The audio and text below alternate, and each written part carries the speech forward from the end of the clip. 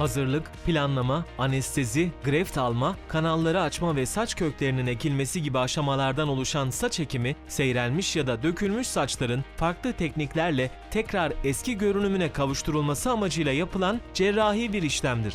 Peki saç ekim işleminin en önemli aşaması nedir? En çok sorulan sorulardan bir tanesi. Bana göre saç ekimindeki en önemli aşama hastanın değerlendirilmesi. Çünkü bizim verici bölgemiz sınırlı bir bölge ve bunu çok uzun yıllara yayacak şekilde kullanmanız lazım. Burayı çok homojen bir şekilde kullanmanız lazım. Sadece bu amaçla da değil.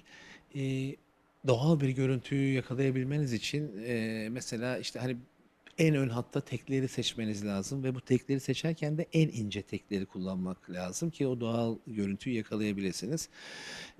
Bunu da ya manuel olarak kontrol edeceksiniz ya da robotik tarama sistemleri var. Bu teknoloji ülkemizde var ve dünyanın en gelişmiş sistemi. Bütün dünya bu teknolojiyi takip ediyor.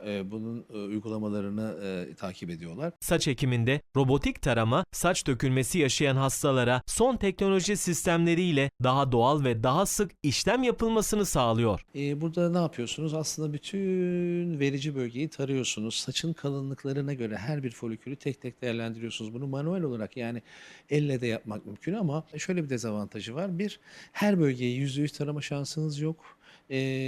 Robotik sistemlerin taradığı kadar sağlıklı sonuç elde etme şansınız yok ve çok çok vakit alıcı bir işlem süreci. Hâlbuki robotik tarama sistemleri ve bu teknoloji sayesinde hem verici bölgeyi homojen, eşit bir şekilde kullanma imkânı veriyor size hem de en ince folikülleri bulup o bölgedeki en ince folikülleri en ön hatta kullanarak daha doğal bir görünümü, sağlamak konusunda size yardımcı oluyor. Onun için değerlendirme aşaması, yani işlem öncesi yapılan değerlendirme, kaç kökün alınması gerekiyor, santimetre karede kaç sıklığın uygulanması gerekiyor, bunu yaparken donör bölgesini, verici bölgesinin homojenliğini öyle yama yama izler bırakmadan bu işi yapmanın inceliklerini teknoloji sayesinde çok kolay bir şekilde çözebiliyorsunuz. Bence saç ekiminin en önemli aşaması işlemden önceki değerlendirme ve planlama aşamasıdır.